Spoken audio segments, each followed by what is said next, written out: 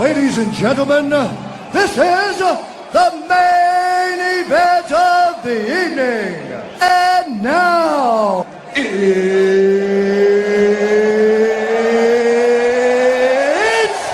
time! Assalamu alaikum. Let's get to business, inshallah. I've had a bit of hiatus for a couple of weeks. I've been out away, and otherwise I ordinarily wanted to do this at least once a week.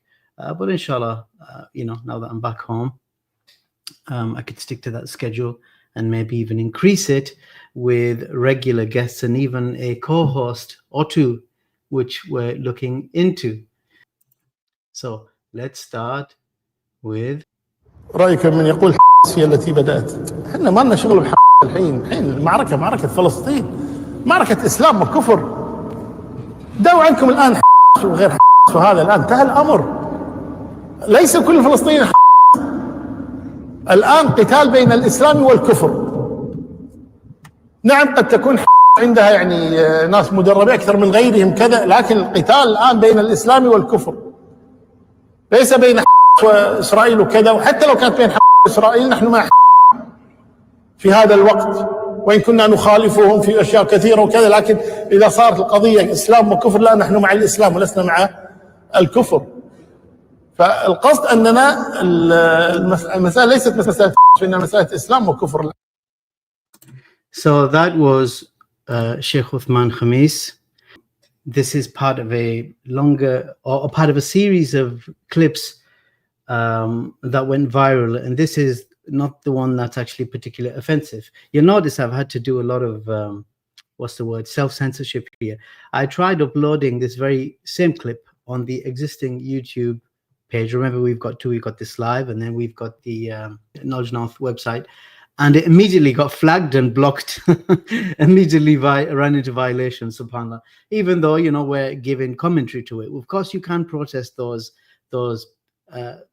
violation citations, but it wasn't worth it. I didn't want to get into it and have that back and forth. I thought it's best to just censor it as much as possible, and hopefully the audience can fill in the blanks. So the bit that was bleeped out was, of course, referring to the resistance movement, the authority over there in the Gaza Strip. So, and I'm consistently removing the name just so as not to cause controversy and to put myself in any particular problems. Now, the actual problem was not so much what he said here. The bits that were controversial, I tried looking for them. They may have been scrubbed from the internet. But basically, as well as acknowledging what he does in this clip, this Sheikh Uthman Khamis then says, may Allah deal with them. We have to destroy them. We have to destroy the authority over there, the resistance authority over in Palestine. This is a statement of incitement to khuruj. It itself is munharif. It itself is a deviant thing to say in this clip and in other clips. And that particular statement I'm talking about was in a clip where he was very harshly saying they're a deviant group, as well as saying what he said here. So he said what you'll find many scholars saying, senior to him and lesser than him, saying that, yes, this group has issues, as many groups and many authorities over the Muslims have issues. However, when it's a case of them essentially fighting to defend their homeland and their land and their lives against genocide, the who and the why and the what is not to be discussed now. Now the issue is we have to give our allegiance, our loyalty, our fealty is with the believers, and our enmity and our opposition is against the aggressors. And in this case, the aggressors happen to be amongst the worst of disbelievers. The issues of creed is not that they don't matter. Issues of deviation is not that they don't matter, but everything in its time and place. And there's a scale of relative harm. And the blood of the Muslims is being shed. Even if it was induced, and I'm not saying it was, but even if it was induced, that's beyond us now. Or, as I, with a bit of artistic license, translate his words, that ship has sailed. Now we're in dealing with the genocide. But anyway, in the more harsh statement of his, he was uncharacteristically harsh against them, as if he was trying to appease someone. I'm not saying he was, but it's as if he was trying to appease a certain crowd by saying they are deviants, and he was very aggressive, and it didn't quite make sense because it didn't fit into the overall flow, so much so that the Zionists took a hold of it and ran with it and started praising the Sheikh for having shown apparent opposition to the resistance. And as soon as I saw those statements, I knew he's going to have to take this back. He's going to have to walk this back. He's going to have to repent. And it's not the first time, and it's a sign of sincerity that a man and a scholar repents, like he did when he made some controversial statements of Yazid bin Muawiyah praising him, and then he took it back and he said, I shouldn't have praised him. He's not worthy of praise, and so on and so forth. If anything, we are silent. This statement is actually worse, the statement he made in this case, because it is khuruj bil lisan, or it could be seen to be khuruj bil lisan, where you say, may Allah destroy them, and they need to be destroyed. We need to destroy them. The authority, the Muslim authority over there, who are fighting for their lives. And we don't really need to say much more beyond that. Eventually, he did take it back. We'll get to that. But before we get to that, we also had a reaction. And I don't know if this reaction was directly to his statements or a general reaction to the anti-resistant, anti-Sunni Muslim authority in Palestine sentiments. And one of those reactions came from Sheikh Abu Ishaq al-Huwayni, who passed away on Monday, if I'm not mistaken, in Qatar. So whether he was directing it at Sheikh Uthman al-Khamis, or other than him, who had that similar harshness against the Muslims in Palestine, this is what he said. أما هذا الذي يشيع أن جماعة رافضية وحزبية بغيضة وكده، فهذا كله من الخطأ البين. والصواب أن إخواننا في حماس جماعة سنية لا إشكال فيها، وكنا بتتعامل مع إيران بسبب أن كل الدول العربية لا تعينها ولا تعطيها، وحينئذ يجوز أن تتعامل حتى مع الكافر وليس مع الرافضي أو المنافق أو كده. والذين يشيعون هذا الكلام جماعة من المداخلة المبتدعة، فلا تسمعوا لهم فإنهم يخذلون أهل الجهاد. جماعة جهادية، ونسأل الله أن يبارك فيها وأن يبارك في جهادهم وأن ينصرهم على عدوهم. ولا حول ولا قوة إلا بالله العلي العظيم. Now the Sheikh is not without controversy, and even here in this statement, it depends on how much charity one wants to give a Sheikh, whether he passed away or not, and whether he had some controversial takes or not. But in reference specifically to the claim that Hamás, that the resistance, Hamás, should we say, let's agree on that, that Hamás is a Rafidi Shi'i group, then this is slander. But that does not mean to say that they don't have issues when it comes to their dealing with the Rawafid. And this is what we find Sheikhs, as we saw with Sheikh Uthman Khamis before, other than him, have made this point. Sheikh Mashur Hassan al-Salman from Jordan, a Palestinian himself, Sheikh Abdul Karim al-Khudair, they say what Sheikh Uthman Khamis said, but they did not allow it to be manipulated because they were careful with their words. It did not allow it to be manipulated, and so the Zionists could run away with it. So perhaps Sheikh Uthman Khamis was not media savvy, or is not media savvy, or he was trying to make a point which backfired. Either way, that does not mean to say that we go to the other extremes and say there's nothing wrong with this group whatsoever either. So perhaps, to be charitable to the Sheikh, he was simply reacting to the aggressive, what can you say, treachery that some Muslims have towards other Muslims, particularly in times of crises like these.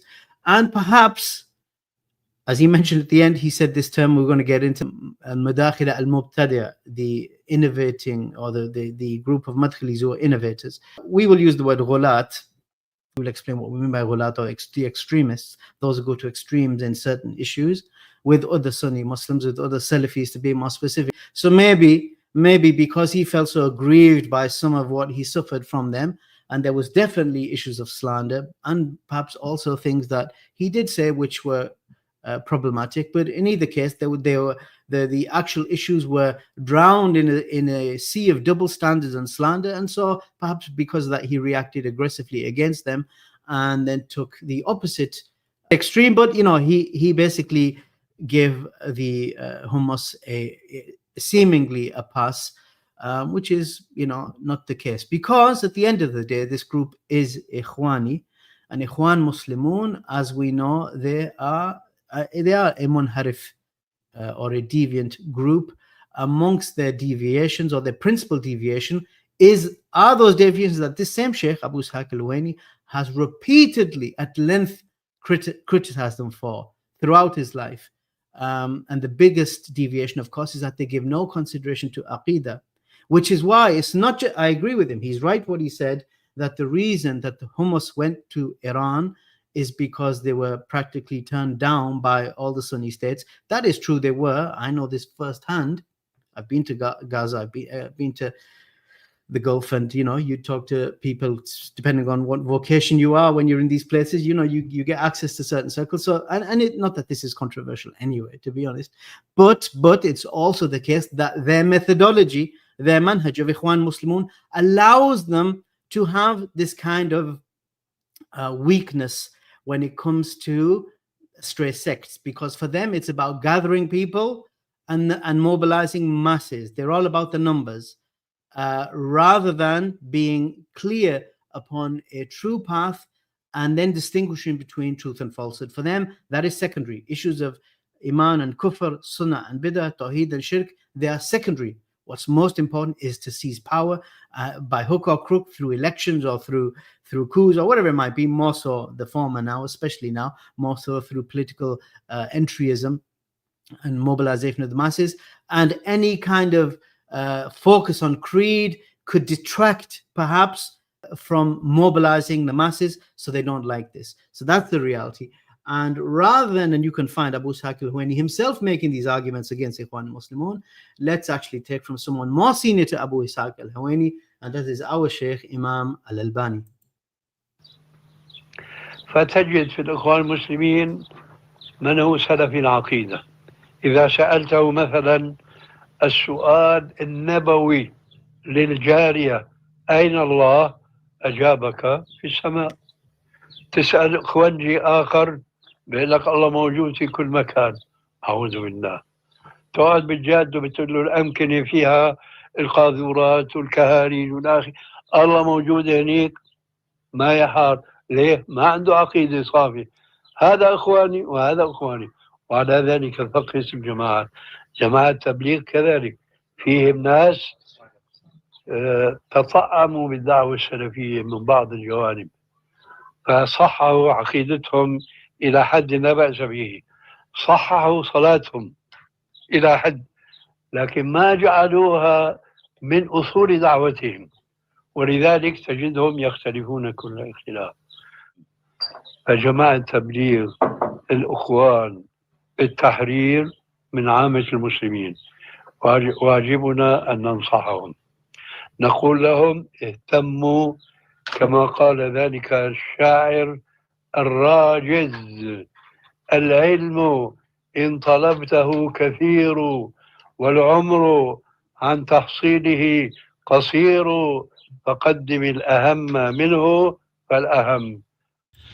وكبار شخصياتهم وبعضهم لا يزال في قيد الحياة، منهم مثلا عصام العطار الذي كان سنين معينة رئيس الإخوان المسلمين في سوريا، وكان من الذين يحضرون دروسه هناك، فهو من حيث الثقافة الإسلامية هو سلفي العقيدة، لكن لا يزال منهجه منهج إخوان مسلمين. والفرق بين منهجنا ومنهجهم: منهجنا علمي، منهجهم حزبي، فهم يحرصون على التجميع ما لا نحرص نحن عليه، نحن نحرص على التثقيف ما لا يحرصون عليه. لذلك فهم قد أوجدوا فراغا لواحد مثلي أن يعمل معهم في حدود الثقافة الإسلامية الصحيحة، ولذلك كنت معهم كأني واحد منهم. وأنا من أعرف الناس بأن فيهم شبابا يستعدون كل استعداد لتقبل دعوة الحق هذه، ولكن حيل بينهم وبين الدعوة الحزبية العمياء هذه. So there you have it. Inshallah, that's self-explanatory. That amongst these groups that he labeled, that he named, particularly Ikhwan, Muslim Brotherhood, particularly, and the Tabligis in particular, there are those who ascribe to Salafiyya in creed, but their methodology is misguided. It opposes that of the Salaf, which is to prioritize the book and the Sunnah and focus on Tawheed, as was the largesse we inherited from the Sahaba, the companions of Allah's Messenger. So we take Islam as a package deal in terms of religion. Outside religion, in the dunya, we can innovate, we can invent. But in terms of the religion, we have a guide, and that guide is Muhammad sallallahu alaihi wasallam, and he taught what he did to his companions, and we inherit from them in every aspect of our religious affairs. And those matters which are related to the blood of the believers are far more, of course, consequential than other secondary issues. And unfortunately, following the death, let's see if we can advance the slide. Following the death of Sheikh Abu Ishaq al-Huwayni, you had the usual suspects come out as if Shaitan had not used these people enough to make Salafiyya. And by Salafiyya, I'm not trying to, I hope it's clear by now, if you're familiar with at least my output, my content, we're not trying to be partisan or sectarian. By Salafiyya, we simply mean true to the revelation. And and everyone, I hope, knows that Salaf means for 3 generations those who were praised because they were praised in the revelation. That's why we defer to them on matters of religion and interpretation of that revelation. But anyone who thinks it allows us to lord over other people or think we're better than other people, this is a blameworthy hizbiyah. This is factionalism, sectarianism, crass sectarianism, partisanship, which is disgusting and dirty, and the opposite of what Islam came to teach. Just as we believe in the oneness of Allah, we believe also in the oneness of the believers, but they have to be, and the believers have to be united upon that oneness of Allah. But as I said, subhanAllah, some of these people, these ghulāt, the extremists, they don't miss an opportunity to drive the Muslims, the common Muslims, to hate Salafis and to hate Salafiyya. And they have callousness, which is very clear, unfortunately, with regards to what's happening in Palestine, which is why Uthman Hamīs got the backlash he did deservedly for those statements that he made, that we weren't able to find. Thankfully, perhaps they've been scrubbed. But also in terms of how they deal with the death of a scholar. This scholar, as we've already mentioned, that he might have had some controversial takes and so on and so forth. And actually, we could, if we wanted to, go into each one of them and show how there's perhaps alternative readings of what he might have meant. And even then, they don't take a person to the level of a Jahm bin Safwan. And on top of that, a head of innovation, on top of that, where is the consistency when one of theirs makes similar statements, or a scholar that we all acknowledge to be strong and upon the Sunnah, he's given a pass? Why? Because of certain political allegiances. So this moron with his banana boat English come and says a 1,000-page book refutation of Abu Ishaq al-Huwayni and his violation to the Aqidah and Manhaj of the Salaf. I mean, just look at the English book introduction by many major scholars. Why is there an M? What the hell's you got a capital M for? Major scholars, including Hassan Abdul Wahhab, Fala Mindkar, it's Mandakar actually, Ubayd al-Jabri. Now, why is there no capital J? Capital M but no capital J?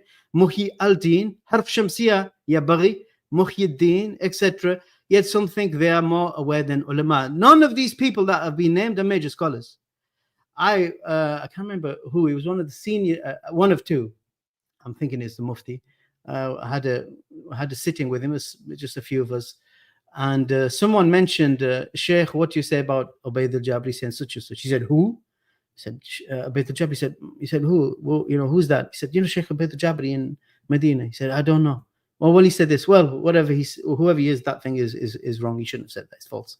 And these people, the ghulāt tend to raise people way above their station. That's not to say these scholars don't have good. Every person you can take and you can reject from wherever they're in line with the sunnah. And we will say more of what they give, inshallah, our good opinion of the Muslims is that most of what they gave was good.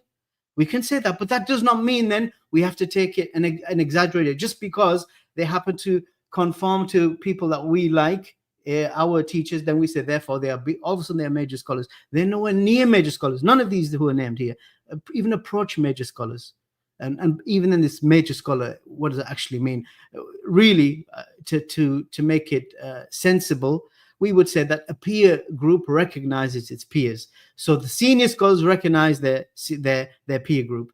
And unfortunately, or happens to be the case, none of these scholars, some of whom have passed away, fit into that bill.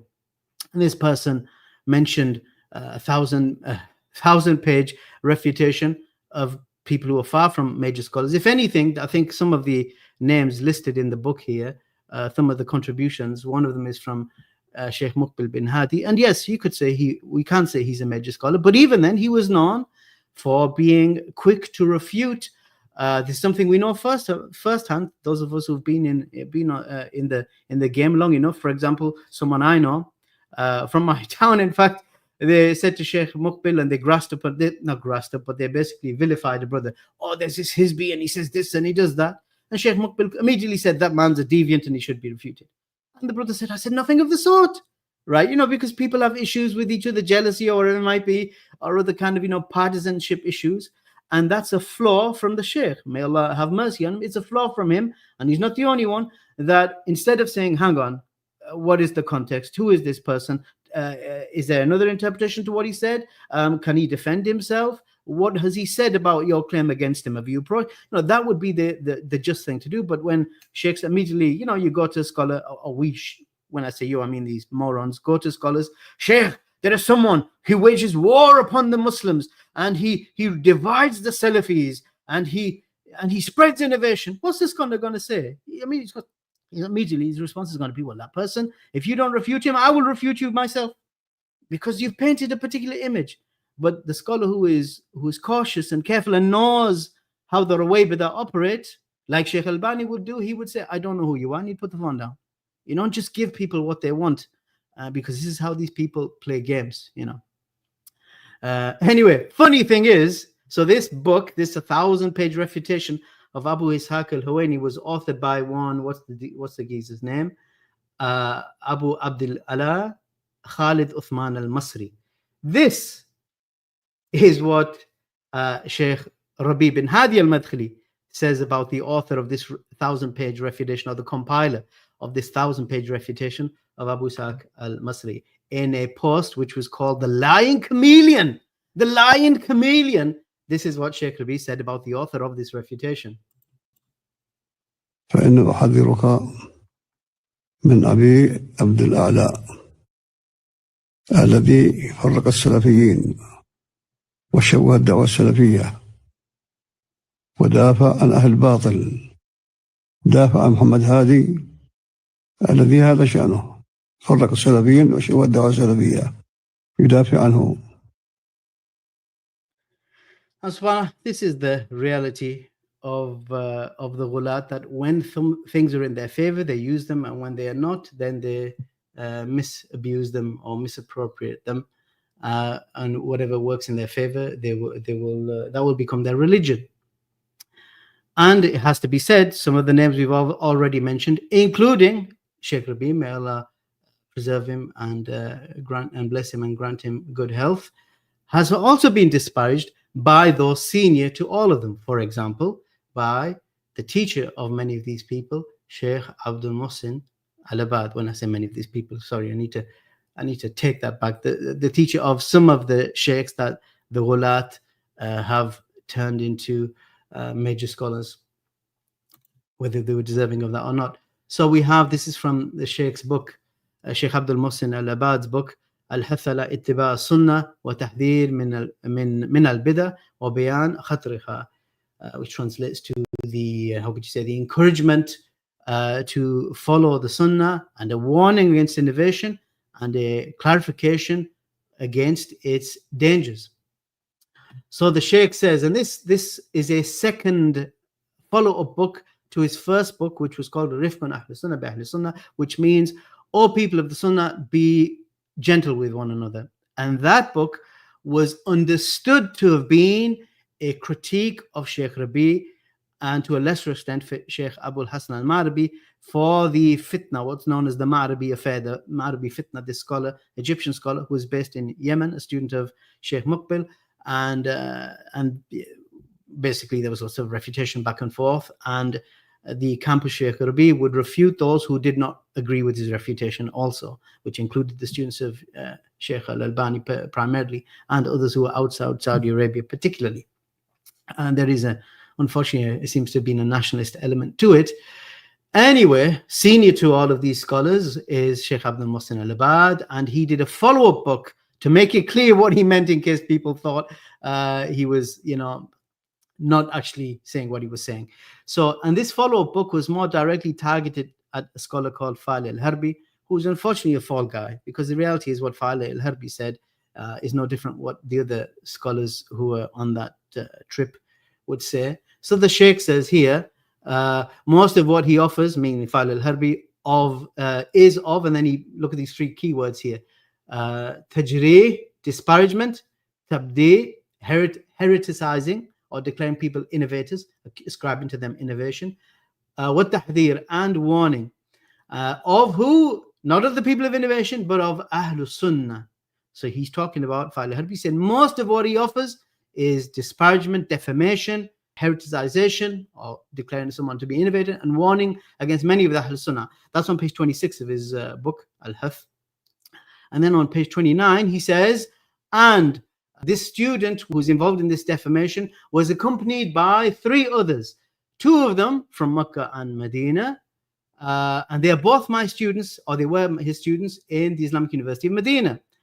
The first of them graduated in the year 40, this is Hijri calendar, 1384 to 1385, and the second graduated 1391 to 1392. To get the modern Gregorian or Christian era, common era calendar, you simply add, give out 610 years, give or take a year or two. Bear in mind that the Hijrah was 611 common era, but the Islamic calendar year, lunar calendar, is 10 days shorter than the Gregorian calendar.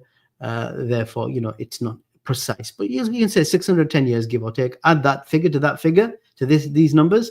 That's how you get the actual date of their graduations. And the third one, he's from the far south of the country. By talking about the first graduate from Mecca, he's referring to, he wants you to know, he's talking about Sheikh Rabi bin Hadi al-Madkhali, who graduated in this year. And when he talks about the second one from Medina, he wants you to know he's talking about Ubayd al-Jabari.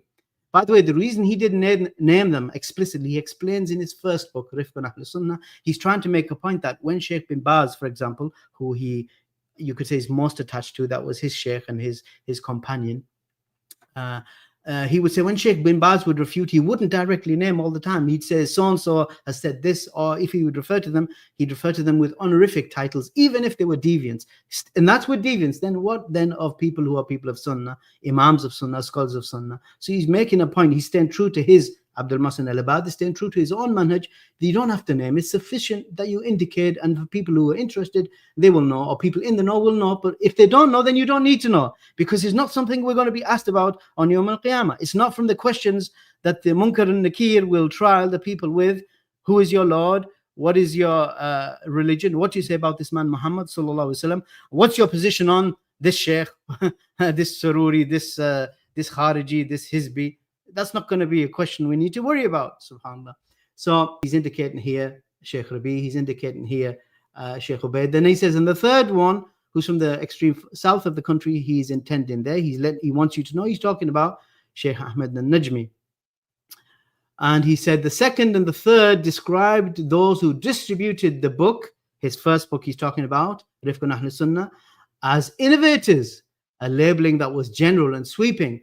I don't know whether they were aware or not that scholars and students of knowledge who are not ascribed with innovation distributed that book. I hope they provide me with these observations upon which they based this general declaration of innovation, if such observations exist, so that I may review them. SubhanAllah. One of those scholars by the way, who would distribute the first book of Abdul Muhsin, Rifqun Ahl Sunnah. He was a scholar who I was hoping to regard as one of my earliest mentors and sheikhs and teachers. And by the way, this, before I get into that, but before I introduce him, this book, Al-Hath, I received directly when Sheikh Abdul Muhsin al-Bad visited a masjid in Riyadh, and these controversial issues came up. Oh, but doesn't your book give some strength to the Hizbis because it's attacking, the other sheikhs, and those Hizbis don't like those sheikhs? And Sheikh Abdul Muhsin dismissed that ploy, which is what's been discussed here also. That they said, oh, if you spread the book of Sheikh Abdul Muhsin, it's benefiting the innovators. And one of those sheikhs who would spread the book, as I said, who I took as a mentor, is Sheikh Abdul Salam Burgess.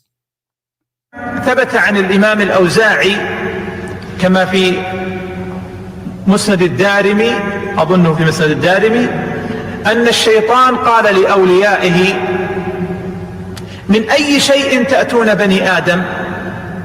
قالوا: نأتيهم من كل طريق. قال: فهل تأتونهم من قبل الاستغفار؟ قالوا: هيهات هيهات، ذاك أمر قرن بالتوحيد. فقال: لأصنعن لهم شيئا يذنبون فلا يستغفرون منه، فصنع لهم الأهواء، وذلك لأنه إذا أوقعهم في الأهواء فإنهم في ذنب مستمر ويظنون أنهم على هدى، فلا يستغفرون، فيكون مآلهم إلى نار جهنم والعياذ بالله. وهؤلاء هم الذين أشار الله عز وجل إليهم: قل هل ننبئكم بالأخسرين أعمالا الذين ضل سعيهم في الحياة الدنيا وهم يحسبون أنهم يحسنون صنعا. I was very impressed with the Sheikh, the bits that I heard from him. He's the reason I moved to Riyadh. I found a job there, and it's because I wanted to take him as a mentor. I attended his Jummahs a few times, 3 or 4, and next to his masjid where he would do the Jummah was his home, and he would have a kind of open house session directly after Jummah. And in between the publishing of the 2 books of Sheikh Abdul Muhsin, I hope you can keep up with me. So the first book was Rifqun Ahl Sunnah, Ahl Sunnah, I think that's how the title goes, or People of Sunnah, Be Gentle with One Another. And the second book was this warning or this encouragement to follow the Sunnah and a warning against Bid'ah and its dangers. In between the publishing of those 2 books, I attended one of these open houses of Sheikh Abdul Salam, and he was furious because this is when this fitna was at its peak, where people were warning against Sheikh Abdul Muhsin's warning against this fitna of defamation, tajri, jar wa tajri, as we would say mockingly, and tabdi and tahdir, warning against this person, the Sheikh. And if you don't agree with us, then you're an innovator like him. Whoever does not declare him an innovator, then he's an innovator like him. Just as the Khawarij would say, whoever does not make the takfir of the kafir, he's a kafir like him. So this Sheikh, our Sheikh, Abdul Salam Burgess, was very, very angry, and he said something which is truly astounding. And the witnesses to this, there was me from the West, a brother from Leicester, and a brother from London, and then there was a few of the Sheikh's neighbors, maybe no more than 12 people, a dozen people. And he said, and he swore by Allah, he said, I know the person who is paying to stoke this fitna. And then he named his nationality. And this nationality is not one of a Muslim. It's from across the pond. And then he named his ethnicity. And his ethnicity is of those people who are given to warmongering, deceit and lying, and genocide. I'll let you join the dots. He said, I know that the person is a such and such, and he mentioned his nationality. And then he said, and he's of this ethnicity, this tribe. And then he said, I know how much he's paying to stoke this fitna. And he gave a sum. He mentioned in dollars the amount that's getting paid to stoke this fitna between Ahl Sunnah, between Ahl Hadith, between the Salafis. Subhanallah. 1 week later, the Sheikh died in a freak accident on a motorway. 1 week after he said this in this public gathering, private but public. Private in that it was in his home, but there was at least 12 people, or around 10 to 12 people who witnessed it. what he said. So subhanAllah, I had made my intention to study with the Sheikh. I was impressed with his moral courage, his firmness upon the Sunnah, his manners, his openness, his accessibility. There are many scholars, but they're not that accessible. He was very accessible. And that's why I moved to Riyadh, and I've managed to get myself a job. But subhanAllah, Allah had other plans, and he passed away in this freak accident 1 week after warning against this fitna of ghulu, of extremism amongst those who ascribe to Salafiyya. Subhanallah. Oof, what to say? You know, at the time, it was, of course, very painful, just like I mentioned, you know, when Dima, that young kid, Christian, converted in that other country in my last stream I spoke about, and he was executed, assassinated, execution style on the streets just a few weeks after he took his shahada.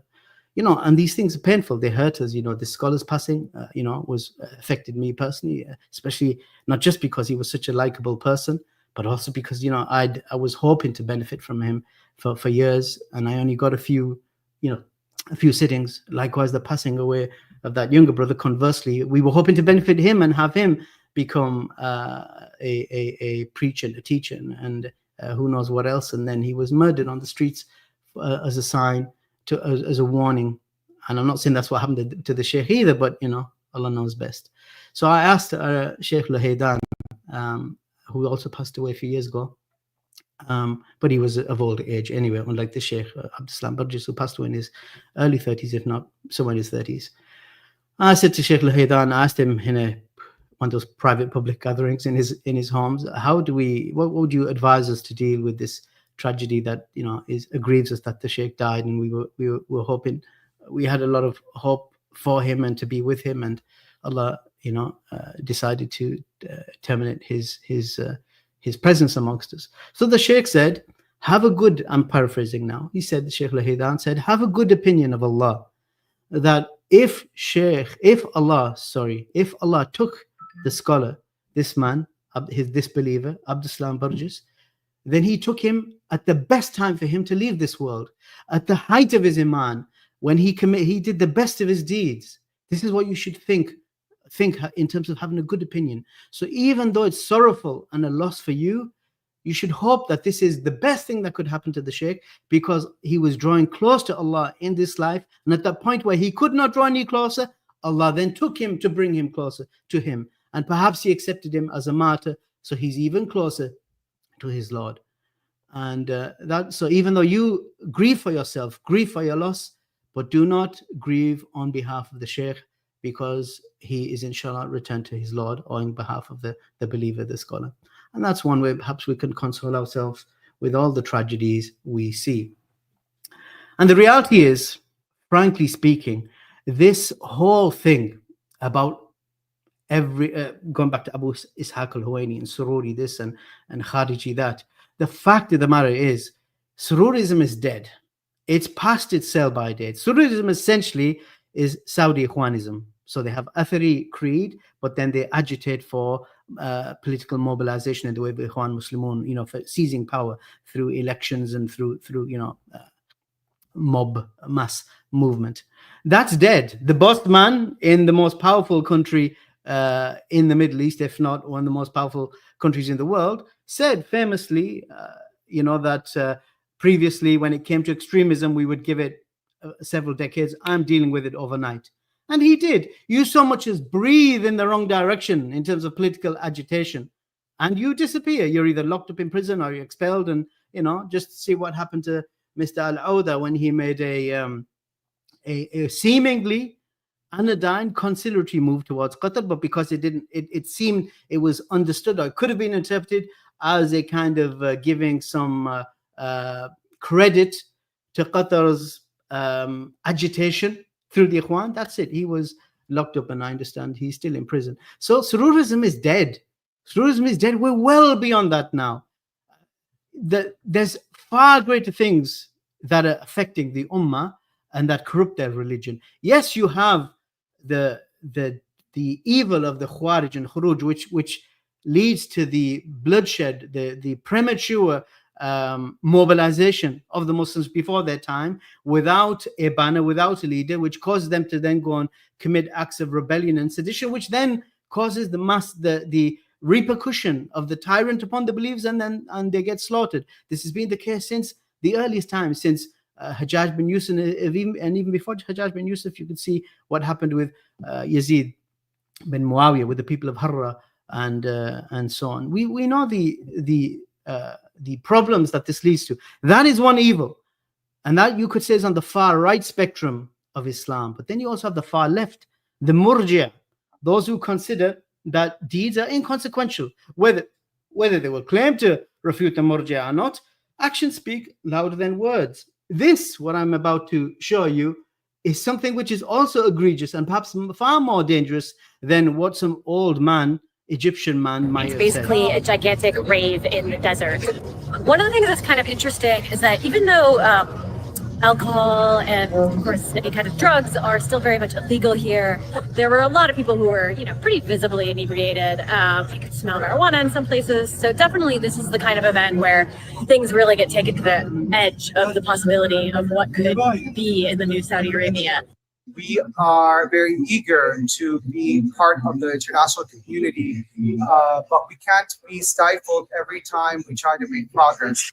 One of the other things that's also really interesting about this festival is we tend to see some degree of open kind of display of queer culture, which is very unusual here because, again, homosexuality is illegal and very much a taboo. And it's almost like this carnival atmosphere of the festival brings that out. Of course, this is absolutely not without controversy of many different kinds. I mean, first of all, many Saudis are not happy with these kinds of changes, though many are as well. And there is, as you can see by the number of people who are attending, there is a lot of support for events like this. SubhanAllah, one cleric, shall we say, following the death of Abu Ishaq al-Huwayni, came out and put a post and saying that we need to, this shows that the people grieving for him or not rejoicing, perhaps as some idiots did, not rejoicing at his death, some callous people. And just imagine how pleased Shaitan is with that action, that the people who claim to be following the book and the sunnah are rejoicing at the death of someone, subhanAllah, a scholar who may or may not have said some things in a particular, problematic way, but then, everything that's already preceded, don't want to go over that. It's not the time. But anyway, so this cleric said, this shows that we need throughout the Ministry of Education and the departments, we need to warn people about sururism. Subhanallah, as if sururi is allowed to breathe anymore. And we're grateful for that any kind of deviation, any kind of violation of the Sunnah of Islam is suppressed. We're grateful for that. But then this is also a violation. And this is one that you see hundreds of thousands of people running towards. And it has budgets of hundreds of millions. Is this now also something that the ministries and departments need to focus on as well, to warn people against this? It's not just the far right of Islam that can destroy a religion. It's the far left, the irja, the secularism and uber-liberalism. And it's not just in this country and this kind of secularism, this kind of anti-religiosity. It manifests itself in other ways, in other places. For example, this is in Egypt.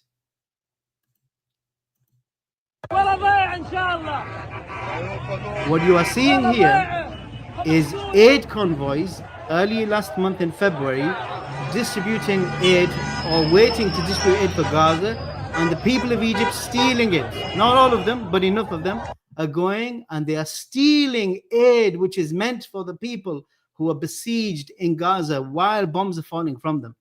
Does this suggest, and we're not pointing to any one particular person, man or woman here, but is this something conscionable that a Muslim would steal food, climb onto a truck and steal food that was meant for people who are being bombed and massacred and genocided?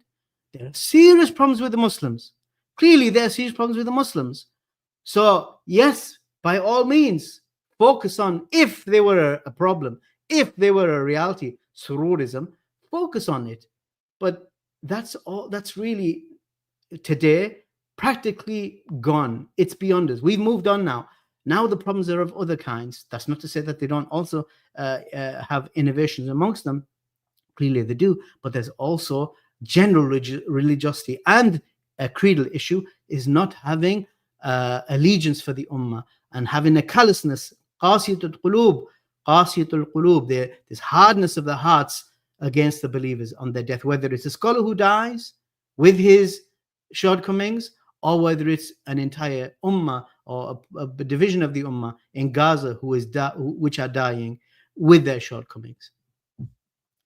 And the reality is, subhanAllah, just to end on this issue of sururism, when people use this word sururi today, what do they mean? They don't mean, as we said, its actual technical scientific designation. And if you were to take many of the refutations that these ghulāt attach themselves to, and you were to apply academic rigor of the high standards, maybe not in the UK anymore, standards have dropped, but Germany and other places still have high standards, particularly at postgraduate level.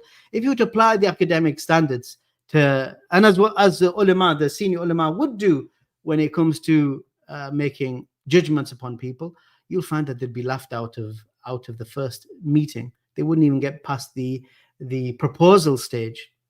I mean, maybe not this exaggerated level, but it's the reality is, when people say, many of the people of the ghulāt particularly, when they say such and such is sururi, what they mean is that this person does not conform to all of the geopolitical takes of my sheikh.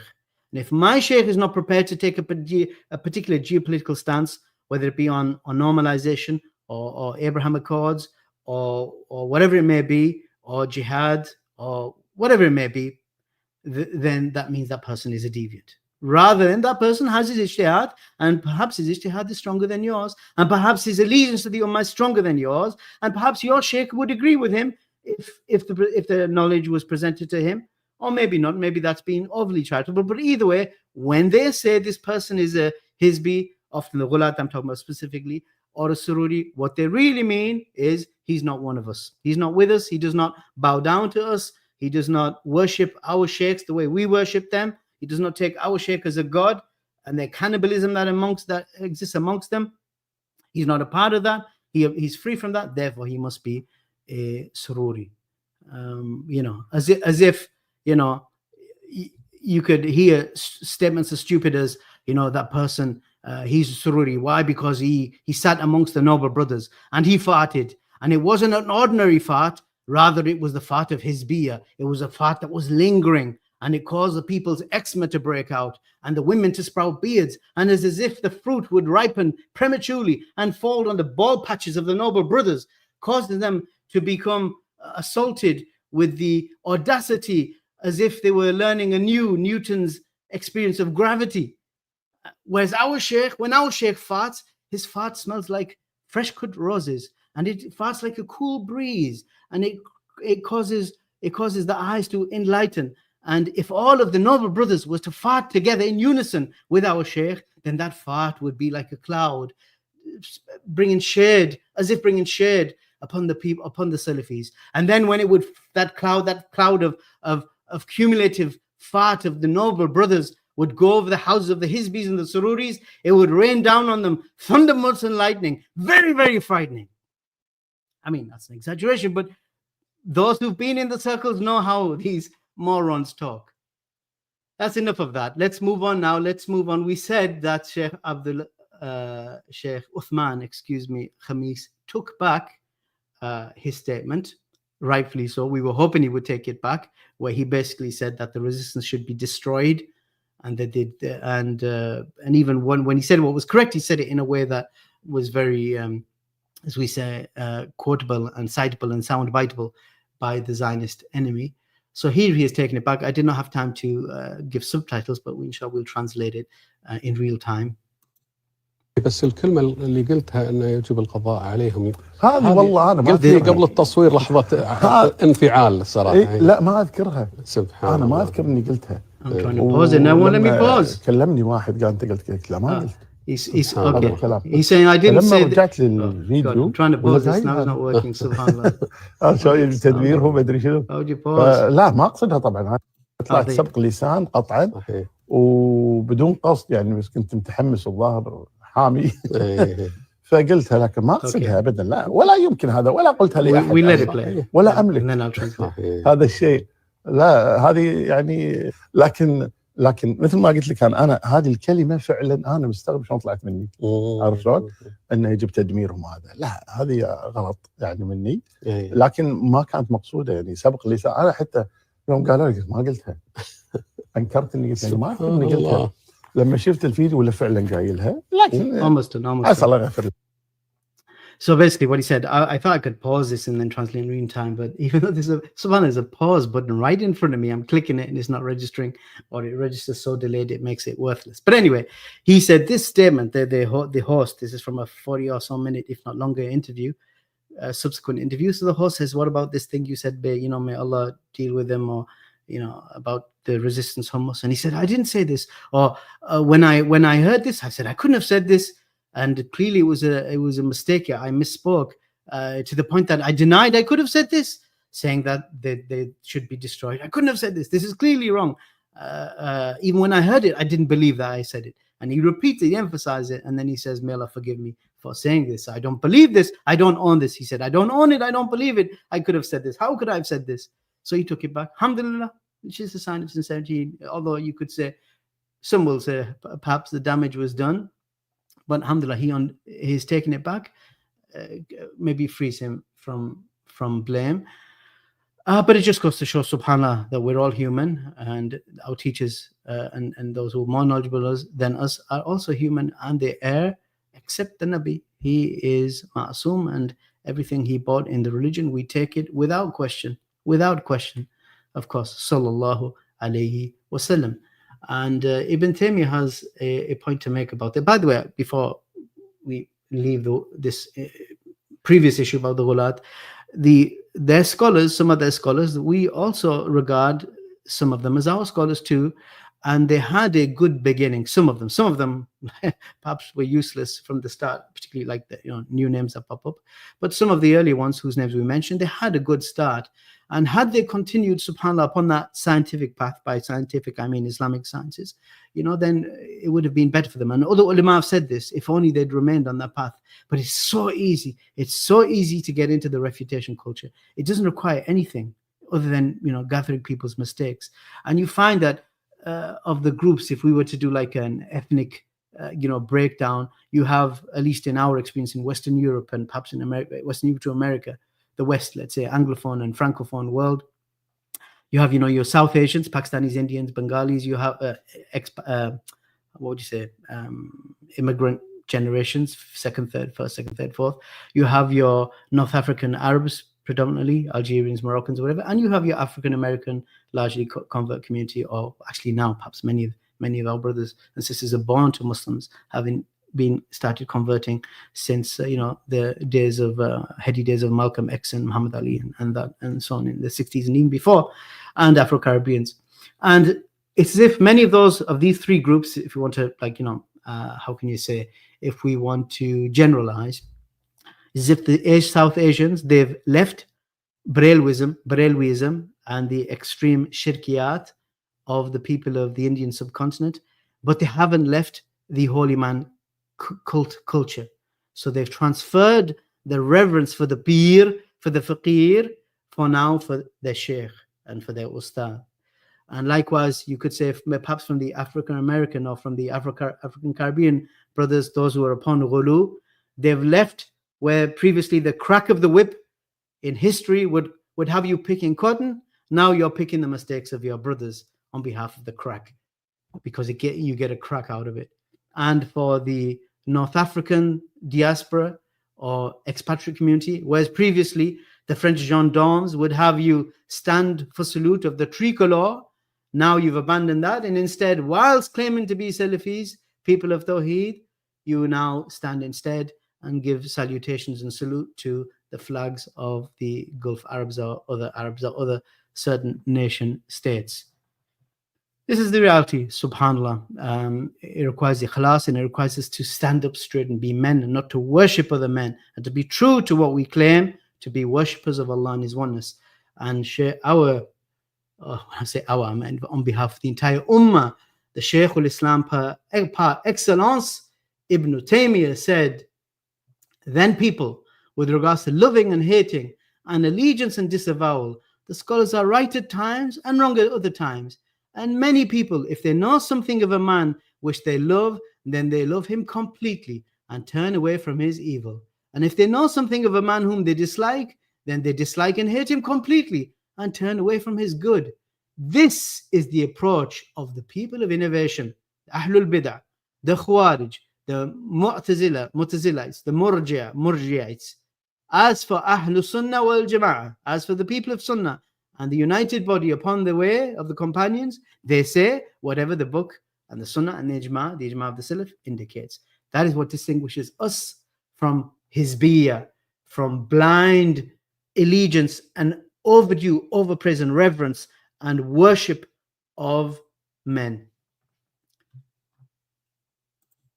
Is this the Dawah Avengers I've been told about? Someone asked me, someone's like, Sheikh Uthman's creating a Dawah Avengers. Do you hear about it? I'm like, what? Yeah, I mean, we just want to bring unity in the ummah, and we want to take the drama out of the scene. When we see du'at going back and forth and arguing and making videos back and forth, it hurts the dawah. Yeah. So on that note, exactly, this is very public. Everyone is aware of this, as far as I know. You see on Twitter or on X, whatever it's called, Danny Hakikuchu, Jake the Muslim physician, going back and forth publicly. It's there, it's online, and it's on Aqidah issues or this issue or that issue.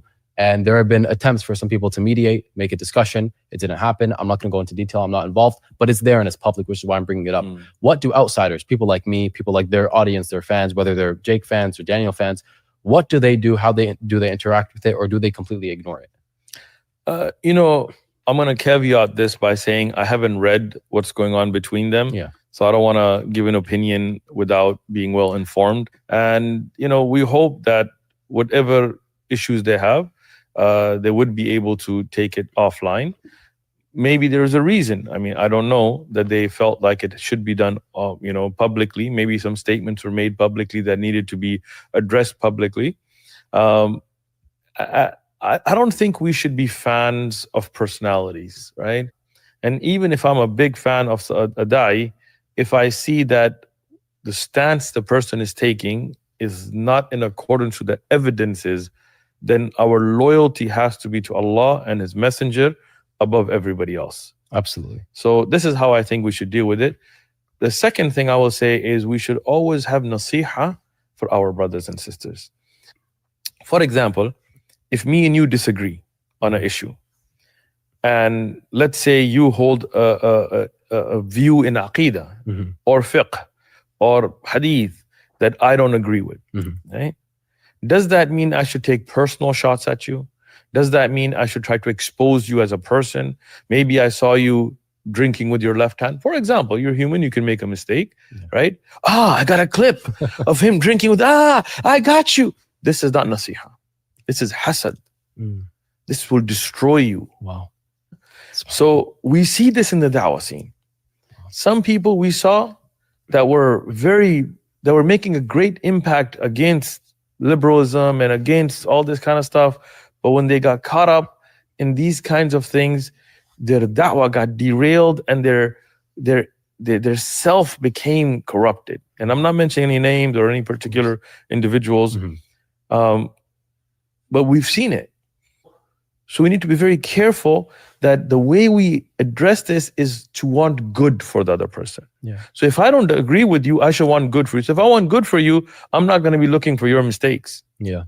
You know, Yeah, I'm going to be like, look, let me try to talk to the brother offline. Let me advise him.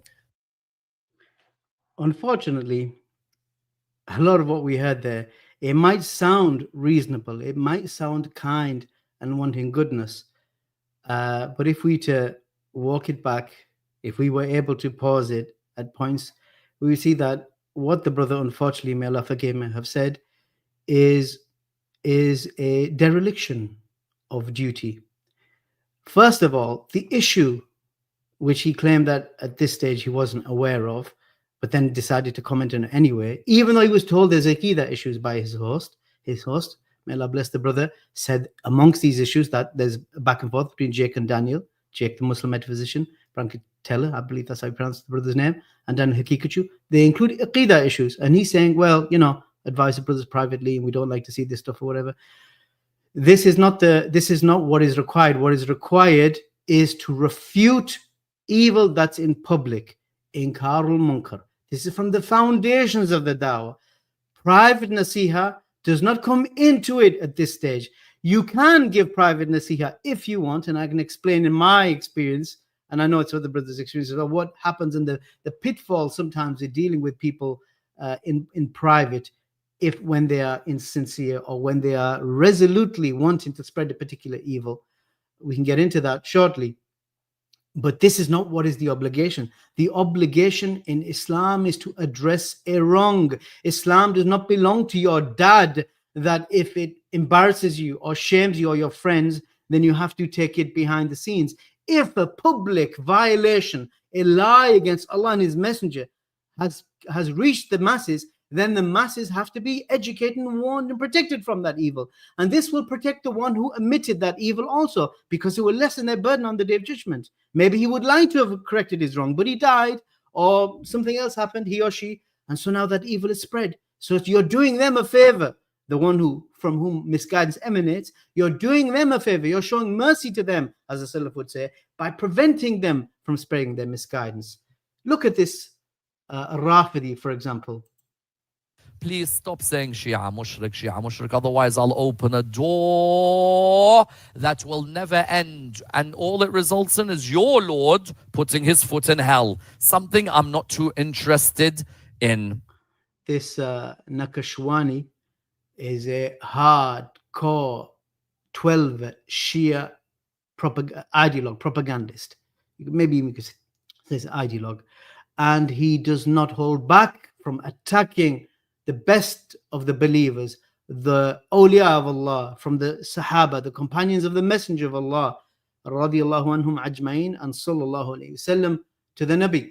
And including among them, of course, are the best, the very best of the Muslims, Abu Bakr, Umar, Uthman, and the very best of the women of the believers, the daughters of Abu Bakr, and the mother and Umar, the wives of the Messenger of Allah, the mothers of the believers, Aisha bint Abu Bakr, Aisha bint Abi Bakr, and Hafsa bint Umar.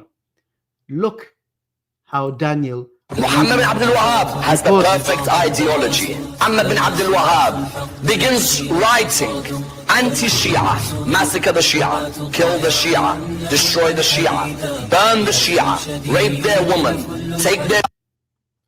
This is Daniel Hakikachu reposting the speech of that Khabith that we just heard from, where he's attacking Ibn Abdul Wahab and accusing the Wahhabis of massacring and wanton murder of the Shia. And this image, which is often presented is Ibn Abdul Wahab, it's not him at all.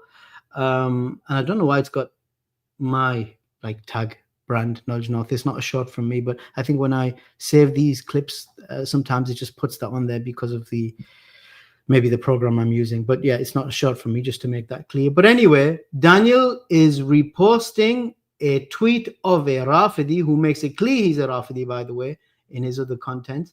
Daniel's reposting it. Why? Because he is in agreement with this Rafidi's attack on Wahhabis.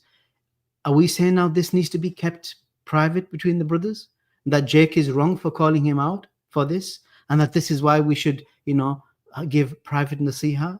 SubhanAllah, this is a violation of the sanctity of Allah and His Messenger, Allah in terms of the desecration of Tawheed, and a violation and an abuse of the companions of Allah's Messenger. May Allah curse those who curse them. This isn't something you can brush under the carpet.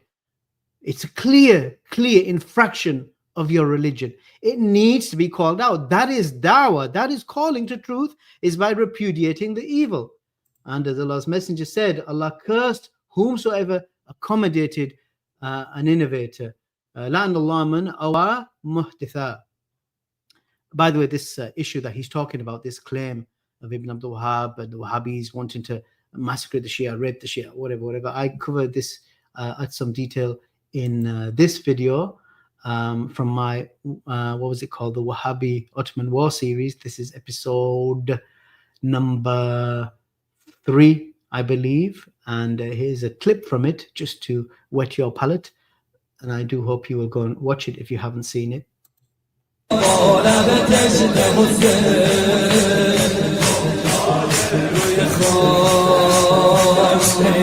Mushroom, mushroom. Mushroom, mushroom. Mushroom, mushroom. Snake, snake. Oh, it's a snake. So do please watch that. One brother reckons it's the best video I've done. I don't think so necessarily, but inshallah it is quite informative and it redresses the balance. And it's not as if we are blind followers or have blind allegiance for Ibn Abdul Wahhab or the Najdi Dawah, his descendants, or the sheikhs today or from yesteryear and yesterday who align themselves to him. We are, I believe, honest and impartial. Even if we have a bias, we are still honest and impartial and objective, let's say objective, when it comes to dealing with what transpired. And you will see that if you watch the video, hopefully, that justice and objectivity will come out. But what we are not is dishonest and deceptive like these people. Now we played the clip where it was mentioned the Dawah Avengers. This is referring to something which I'm not sure if it should be called the Global Dawah Council or the Global Dawah Council. I don't know if that was a misspoken phrase or if it was intended. I'm thinking it's a misspeak, but let's now deal with this issue more directly. Alhamdulillah, one of the things that we see a lot of issues with is problems between du'at and disagreements and so on. And no doubt we want to show one face and have unity. So alhamdulillah, we're launching the GDC Global Dawah Council. This is open to all the du'at to come and discuss and work together and resolve issues, and most of all, be united, share resources so that we can spread the words of Allah subhanahu wa ta'ala according to the Quran and the Sunnah and the way of the Salaf al-Ummah, inshallah. وكذلك هنا قضية مهمة، وهي من الطبيعي جدا أن تقع اختلافات بيننا، وهذا أمر طبيعي لا ينكر. تقع أحيانا بين الأخوين من واحد، تقع بينهم خلافات، لكن القضية هي إلى أي مجال نستطيع أن يعني نحيط هذه الاختلافات بنوع من الخصوصية بيننا، لا أن ننشرها بين الناس، فنتغافل عن بعض أخطاء إخواننا. Of course, in a particular context, everything that you heard is true. But in the context that they themselves have created and established, as we saw in the previous podcast with Uthman, Farouk and the brother, it is absolute falsehood what's being preached here. This is falsehood. This is batil. If the Sheikh knew about which issues they're referring to and which individuals and what they preach, and that these are mistakes that we need to,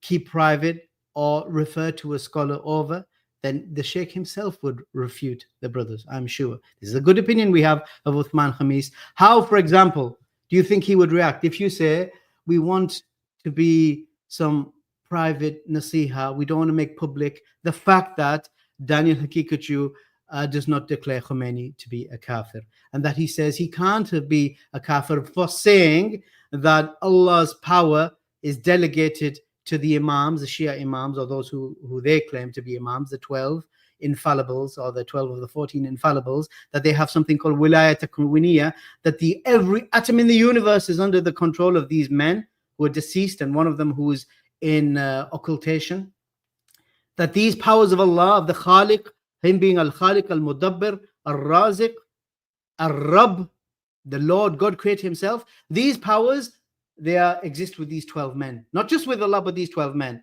And when Khomeini said this, he did not mean what you meant, even though he said he meant that, even though all of the Shia take that from him. Why? Because he's too pious. This is what Daniel's defense of Khomeini was. What do you think Uthman Khamis would react?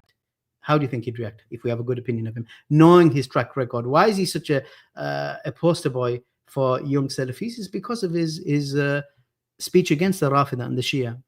So this presentation of we set up this Dawah Council because we want brothers to settle their beefs and their scores in private.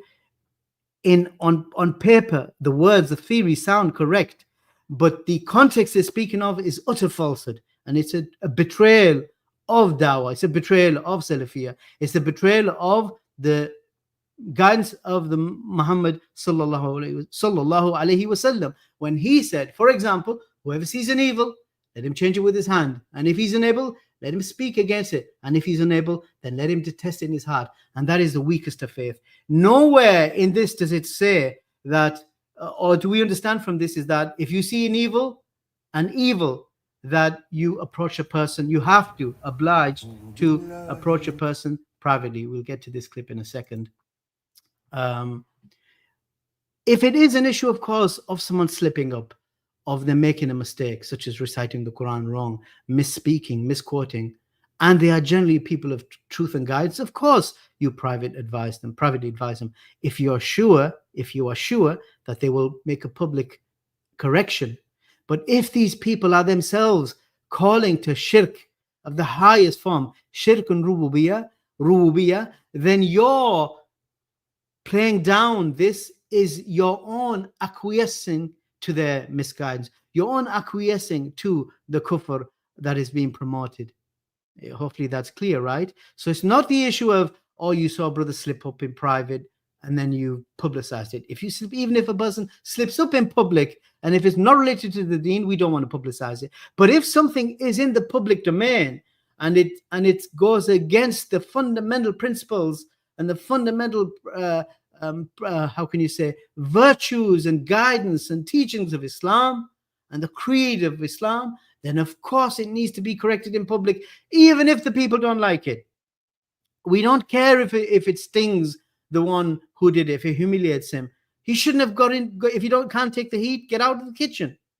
The reality is, in the dawah scene, if you want to call it that, particularly the online, you have three kinds of people. You have your social media influencers, you have your da'is or your preachers, and then you have your people of knowledge, be they students or scholars. And that's not to say that there isn't some crossover. It's not to say that the social media influencer doesn't also do talabatul ilm or study Islamic knowledge. That's not to say that the scholar doesn't also have a social media presence, or that the preacher doesn't also have a social media presence or isn't also studying. There's some crossover. We could perhaps give names to give examples of them. And generally the social media influencers have the largest following, including a million plus, and the scholars and students of knowledge maybe have the least following. I'm talking about online. And the preachers, but by virtue of them being online preachers and having clippable moments, are going to also have a significant following. But that does not mean that all three are equal, and that does not mean that all three groups are after the same thing. The social media influencer wants numbers. He or she wants clicks and a large following. And were you to criticize or correct their mistakes in public, they take it personally because it detracts from their following. But the sheikh or the person of and the student of knowledge and the sincere preacher should welcome correction in public, because that's the only reason they're in the game, not for fame, but so that Allah's name may be raised and his deen may be spread. Is the truth of his religion may be spread amongst the masses. In my experience, I was going to say now, I will say, I've had many private discussions with, named celebrities, and when I say celebrities, I mean in the Dawah sphere, and maybe others not so famous. And seldom have I thought it was subsequently the best thing that could have happened. I've often regretted that it wasn't in public, because what often happens with people who are insincere, for example, is that they will commit to correcting themselves in your private discussion when you advise in private, but then in public, everything stays the same. And then when you do publicly critique them, not because you want to go after them, you want to correct the wrong that was right, to say, oh, why did you do that? You've got my phone number. What's with this backstabbing? That's what the kind of thing they do. Or because they know you're honorable and you will not dox a private discussion, you will not publish the WhatsApp or the DM, they rely on your integrity to then themselves flee from integrity by lying against you and saying that they never said what they said, or that you said the opposite. And they know you're not going to publish private information or private details. And so that's how they get away with their slander and whatnot. And all of this can be avoided if the people simply grew a pair and stood up straight like men and understood that this religion is not my dad's. It belongs to Allah. If I oppose it, please expose that opposition for my benefit and the benefit of my audience, because that's why I'm in this thing in the first place. let's give an example of this guy, a French person, goes into a church, starts reading from Surah Maryam without permission, apparently. It's a kind of stunt that upsets the congregants, or at least one of the Christian congregation. And eventually, one of those, a lady, we can't see her on screen, comes up here and she starts saying, "What are you doing in the church?" And he's saying, "I'm reading from Surah Maryam." I don't speak French, but it's quite obvious, and anyway, you can get the subtitles, I guess. And he said, this is just talking about Mary, and you believe in Mary, and I believe in Mary. What's the issue? And she's saying, "Yeah, but you're reading Quran in the church. Who gave you permission? And I don't agree with you preaching like this." And he's insistent. He's saying, "What's the issue? I'm talking about Mary, and you believe in Mary. I'm not talking about Islam. I'm not talking about God." He's basically saying he's not giving dawah. He's just reading, which kind of defeats the purpose. If you're not actually showing them the distinction between Islam and Christianity, how we differ with you, where we don't worship Jesus, then you're not actually teaching them anything. You're just saying that, we have some things in common. What is the point then? And he's insistent. At this moment, he should get up and apologize and walk away. But he's arguing with a Christian in her own church. "I'm going to stay here. I'm going to read this. What's your problem? This is all it says." And he brings some verses of Surah Maryam. This is all it says. What have you got against Mary? Why can't I do this? Look at it. Look at the arrogance. Is this dawah? What was wrong? What was so difficult for this person to have asked permission to go and give a dawah session, an awareness session about Islam to her congregants?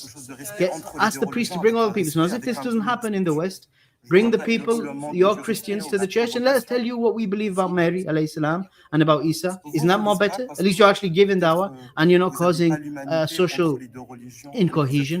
What would be wrong with publishing Surah Maryam, annotated version of the surah, translation of the surah in the language of the frog, and passing it around to the people outside their church with their permission or without, perhaps?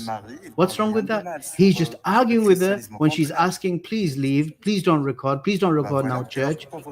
How would we like if someone did this in our masajid, came in and started reading from the Bible? I said, "I'm only talking about God. You believe in God, don't you?"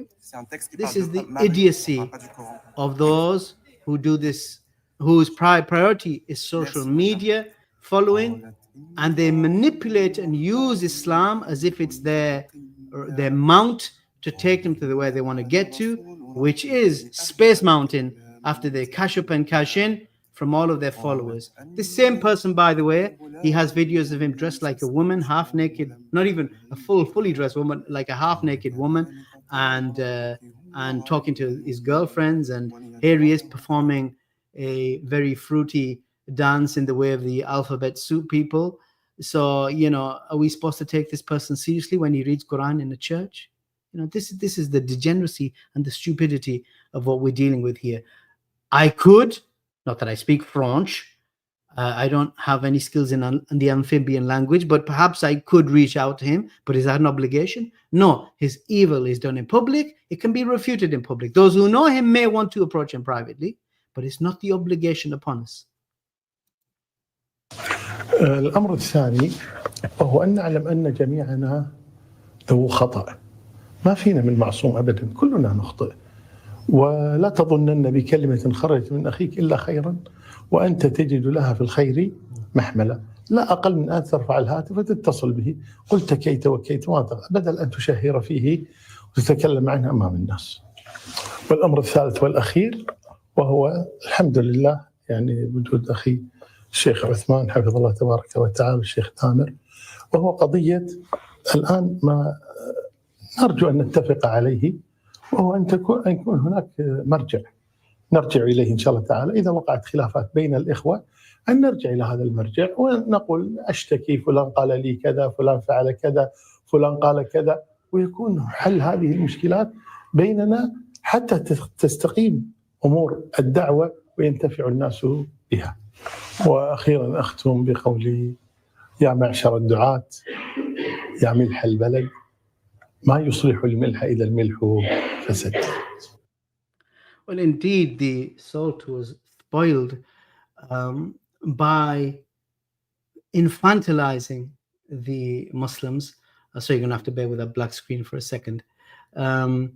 by infantilizing the Muslims who are supposed to be of a higher caliber because they're engaged in dawah, as if on issues like wilayat takwiniya, a brother who promotes or defends it and attacks Salafis and accuses them of being Kharijis and attacks Ibn Abdul Wahhab and Ibn Taymiyyah and all of this kind of stuff unjustly, because you could have a knowledge-based critique, which is fine, but unjustly and slanders and uses the most foul language against the people of Sunnah, as if that needs to go back to a scholar. Do you really need to go back to a scholar? And you're a da'iyah. Do you really need to go back to a scholar and say, am I allowed to refute someone who defends Khomeini, or should we solve this between us privately?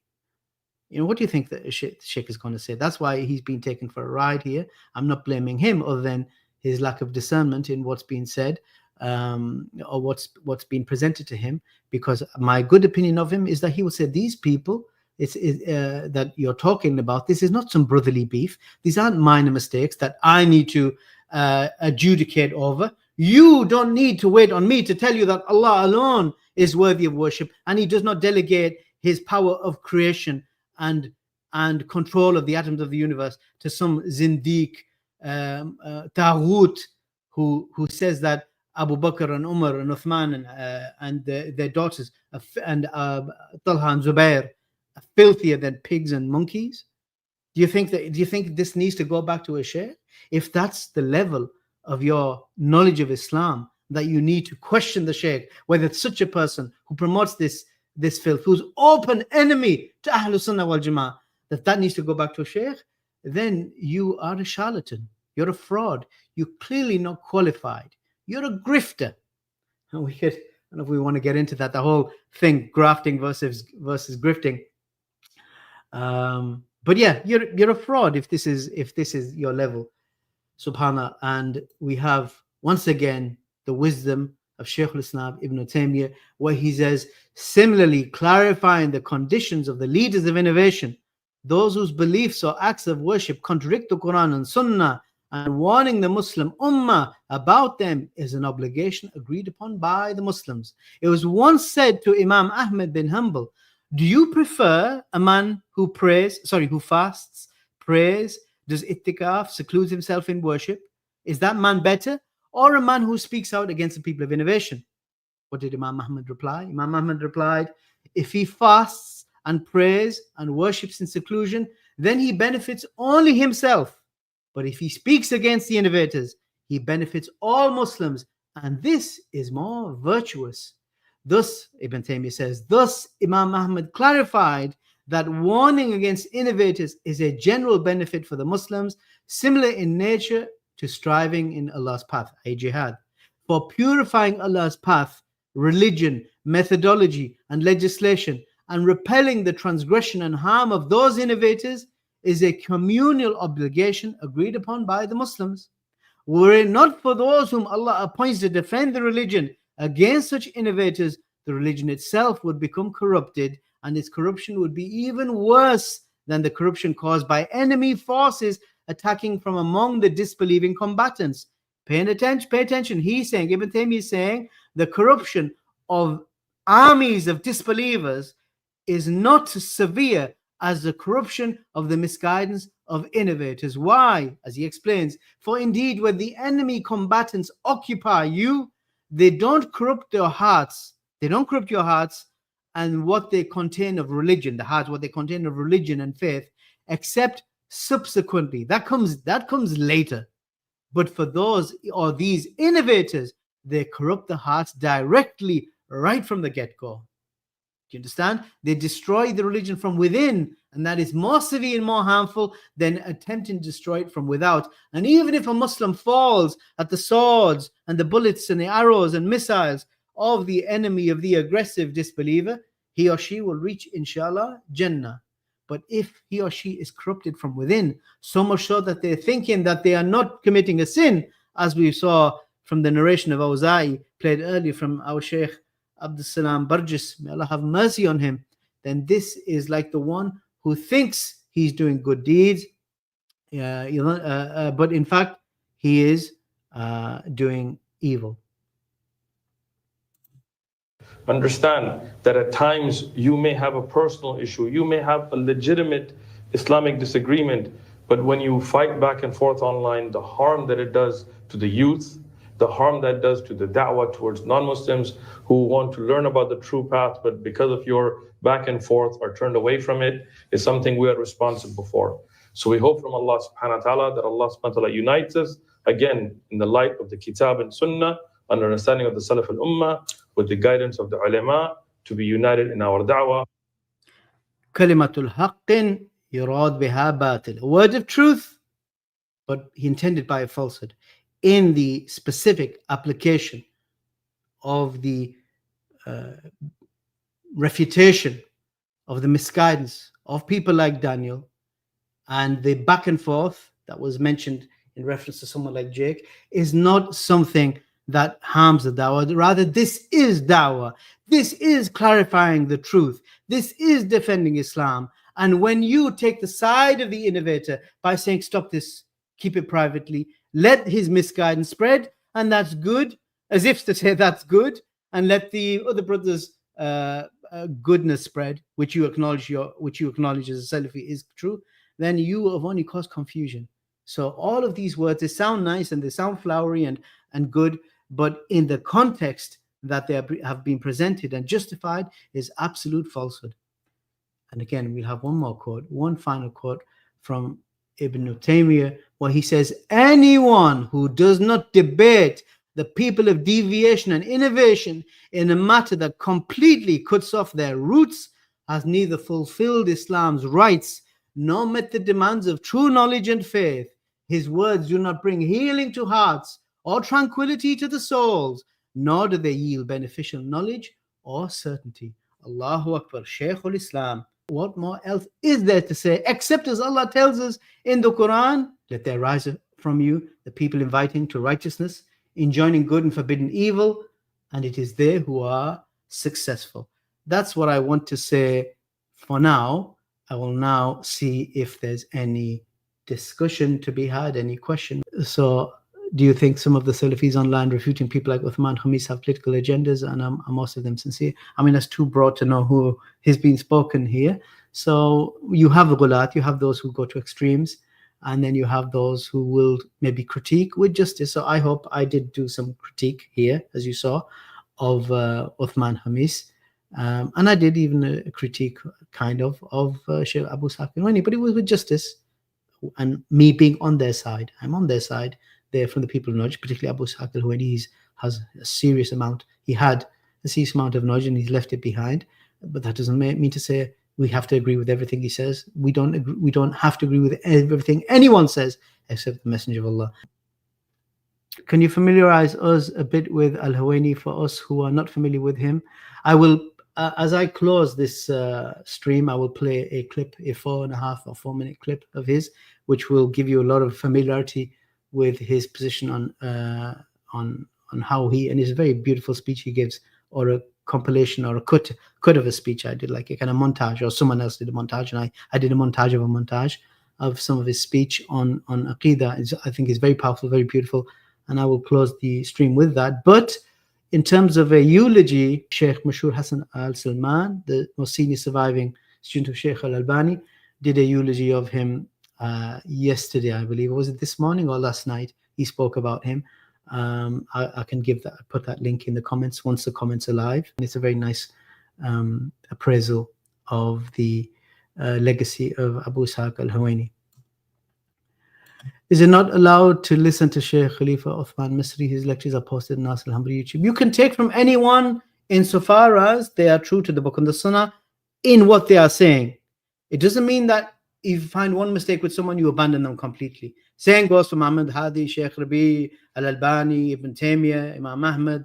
If you can take from Ibn Hazm and Ibn Hajar, if you can take from Abu Hanifa and an-Nawawi, then you can take from Abu Ishaq al-Huwayni and everyone else, so long as that thing you are taking conforms to the book and with the Book and the Sunnah. And if someone, by and large, has a propensity to conform to the Book and the Sunnah, then you know he's a man of Sunnah. He or she is a man or a woman of Sunnah. But if they have a propensity to dive into innovation and to spread misguidance and corruption, then their benefit will be less than their harm.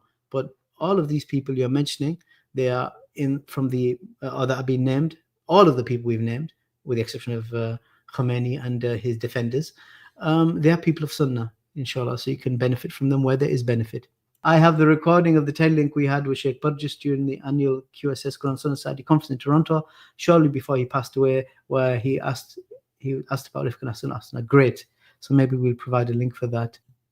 Yes, car accident involved Kaman, and he had this, very when I say untimely death, I'm not saying that Allah, shouldn't have done that. Astaghfirullah. I mean untimely as in the language, what's understood in English language. Untimely in that he was very young. But I'm not saying that we're not opposed to the qadr of Allah. Qadr of Allah, a'udhu billah. When he wills to take someone, then he wills it, and we are happy with his qadr. And then we have another Sheikh, mashallah, joining us. Allahumma salli wa sallam ala Nabi Muhammad sallallahu alayhi wa sallam. Sheikh Barry Irlandi, good to have you. Maybe we will have you, if you are willing, join us as a guest sooner rather than later. And then there's some people are asking questions about Abu Ishaq al-Huwayni, specific things he may have said. You could look into them. There's him defending himself against them, and there's some positive spin, some negative spin. But all in all, I think if we defer to the ulama, we find that the balanced people of Sunnah, such as the one we mentioned, Sheikh Mashur Hassan Salman, praised him and chose not to highlight these errors, or if they were indeed errors. And many of them, as I said, slander. Even if there's something of truth to some things he said, which we wish he would have wanted he had not said, it started with slander and exaggeration, and this is often what these people do.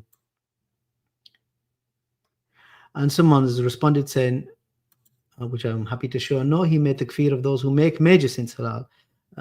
Yeah, that's kind of how I understood from what he said also. Personally, for me, you can't police the internet nowadays. You can't police people's content. You could in the 80s and 90s, right? You could say if someone goes to that mosque, he's going to a mosque of misguidance, a masjid darar, and if he's sitting with them, he's taking falsehood from them. You could police people's movements, but you can't now, because knowledge essentially comes to people via their smartphones.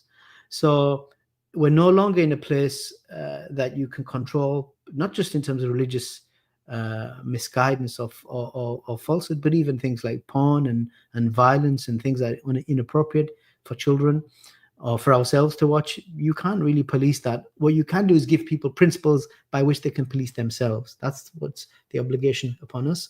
So for me personally, if someone has some good in him, even if he's from the ghulāt, I will, if it's good, it's good. And some of their translations are very good, and they do a lot of good, right? They have ghulu, people who go to extremes, those who are often called madakhila, and other than them. In fact, there's 3 groups, isn't there, at present, and perhaps some more.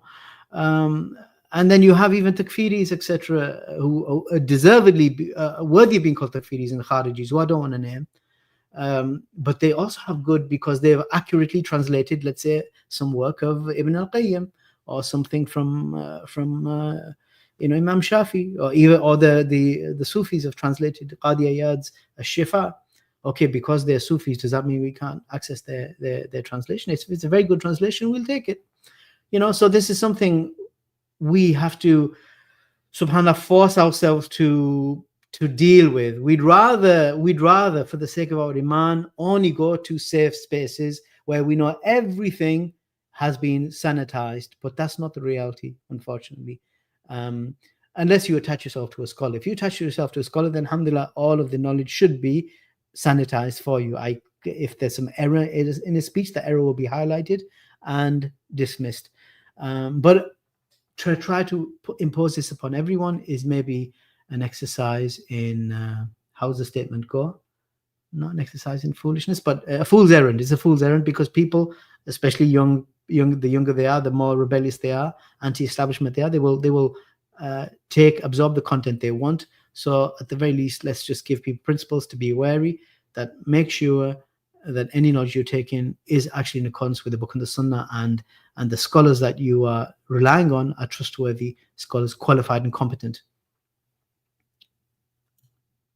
And then the brother saying that he just gave a link where Huwayni addresses the accusation against him. Great. So inshallah people can access that link. That video is 1 year before the explicit re-endorsement of the fatwa on his website. Regardless of the video is playing around the words, as is apparent, may Allah have mercy on the person. May Allah indeed have mercy on him and mercy on all the persons of Islam and Iman, particularly now who are suffering in Gaza under the genocide. May Allah have mercy on them, and may Allah forgive us for our inability and our impotence and incompetence in helping and supporting them as we should and as they deserve from us. Shiaism is a death cult created by impostors who were treacherous to Ahlul Bayt. Indeed, that is so true. Yeah, Hamza, I'm glad someone got the mushroom meme. That was a classic. Misspent youth. Really sad to know Sheikh Abu Ishaq al-Huwayni passed away. May Allah subhanahu wa ta'ala have mercy on him and forgive him. Ameen. And may he forgive us all and have mercy upon us all and guard us all and give us long lives of obedience upon the Sunnah. Okay, it says here, according to statistics from Yaqeen, 50% of converts have inspired others to convert to Islam. Can the same rate be said about immigrant Muslims in the West? I don't know. I think immigrants do most of the da'wah in the West, or second, third generation immigrants. Let me clarify. I will say that for Britain. America, you have a longer history, a much longer history of converts from particularly the African American community. So perhaps it's different there. But here, converts are still a substantial minority. They're growing. Inshallah, we hope they become the majority, because that means we're doing our job and they're doing their job. And we have now in the UK, second generation converts. I convert families who've converted and then their children are converts. But America, you already had this a long time ago. In the UK, actually, we did have an early Muslim community. The earliest was Somalians and Yemenis who came as sailors to places like Liverpool on the northwest and South Shields in the northeast. They came in the 50s, and when Muhammad Ali, for example, the boxer, came and visited, he visited at least the South Shields community north of where I am. And their children now are in like what, fourth, maybe fifth generation, and some of them actually lost their religion, and they've got like, you know, non-Muslim names, even though they've got a bit of a tan, you know. So unfortunately, but others of them have kept their religion. So you could see even fifth perhaps, at least fifth generation converts now. But if you're not engaged in dawah, if you're not busy in dawah, if you're not put that aside, actually, dawah, the first obligation is to preserve your religion. If you're not preserving your religion, then you will lose it generation by generation. And one way to help preserve it is to be actively teaching and preaching. As Ibn Uthman said, all we have is what we've memorized. And that thing that you memorized will disappear if you don't spread it, if you don't share it. It will die with you, which reminds me, subhanAllah, there was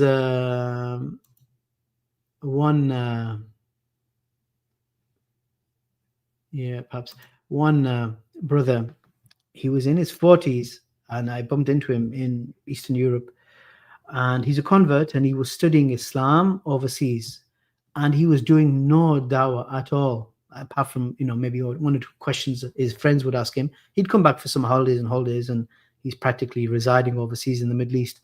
And I said, okay, what are you doing? You know, what's your goal? He goes, I'm going to go back. I'm only in a holiday. I'm going to go back and I keep studying tafsir and hadith and everything like that. I said, in dawah? And he goes, no, I'm studying.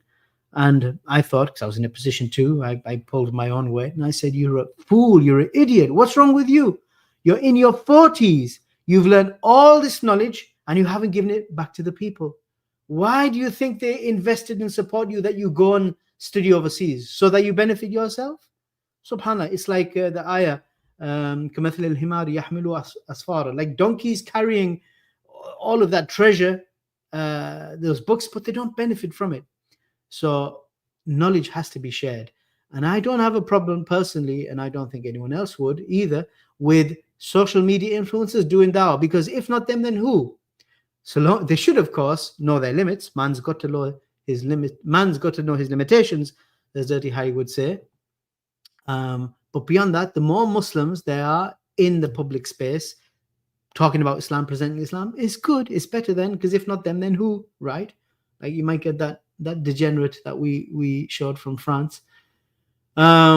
But at the same time, the obligation is even greater upon those who do actually have knowledge. And if you've reached your 40s and you're still studying overseas, hatta mata, until when you're going to come back and start benefiting the people? SubhanAllah. What's your favorite video you made today? I'll have to think about that one. Let's see if I remember to think about it before we end. Okay, I saw a video of Sheikh Ibn Uthaymin. I don't remember word for word, and I also read how to translate subtitles. So answer if you know which video I have in mind, but don't think he said we should have our people in Parliament. I'm sorry, I'm not sure which video you have in mind. That is a position of Al-Albani. He said, not that he outright forbade it, but he said, he had this nice statement, which I can't remember. It's so nice, I've forgotten it. And my memory, mashallah, is not that bad at the worst of times, but now even at the best of times, he had this nice statement. But anyway, the people who go into politics, the politics tends to consume them.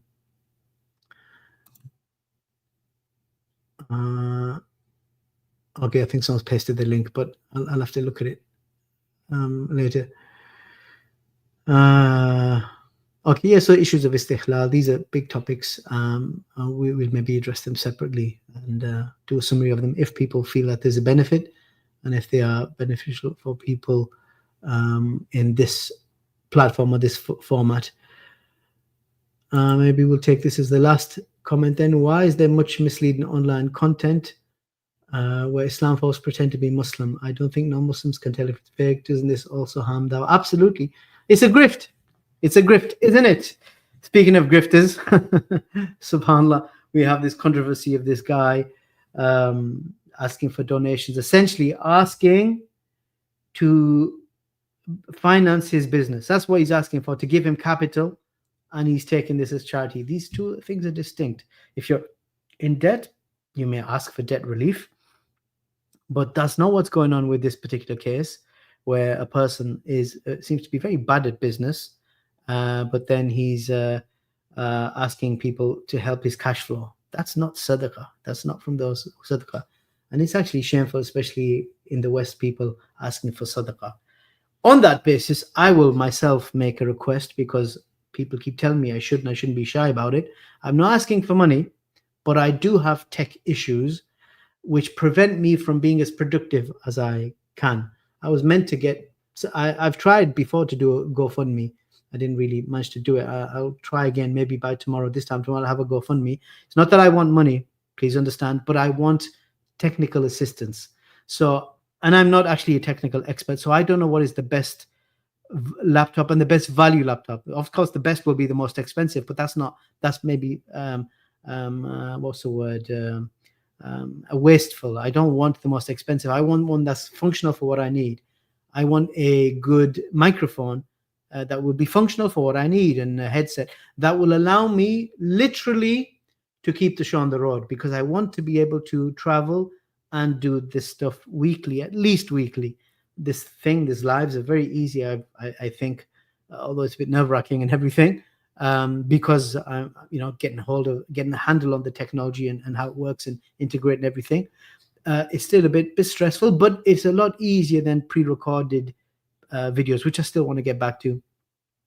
So if I can get some assistance, like I said, if someone would donate the actual tech, I'm happy to take it, provided they're trustworthy, which is going to be an issue, because I don't want some kind of malware in there, some spyware.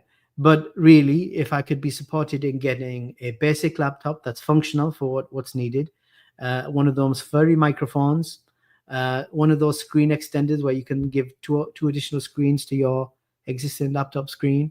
I bought myself, for example, one of these vertical vertical mice. They're supposed to be good for your wrist. They protect the offset carpal tunnel syndrome, and perhaps even arthritis in old age. And they're just supposed to be much more easy and ergonomic vertical mouse. I got one, but I decided to be a cheapskate and go for a cheaper one, because the expensive ones are like £50 from Logitech. That's what I'm talking about. These are the numbers. I'm not asking for spends of tens of thousands. But I thought £50 is too much. I'll get a cheaper unbranded or cheaper branded version for £17 from Amazon. I got it, and the left button is not working, the left click button. And without the left click button, is basically worthless. So I don't even use it. And I left it too late before I could return it. So, not only would I like the right tech, I'd like advice on what is the good tech, because I'm not in this field.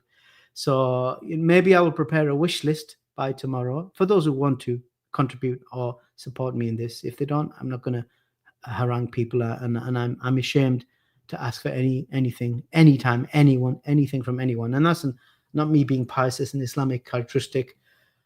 As the companion said, when a person was asking for charity, and the Prophet ﷺ said, "Don't you have anything,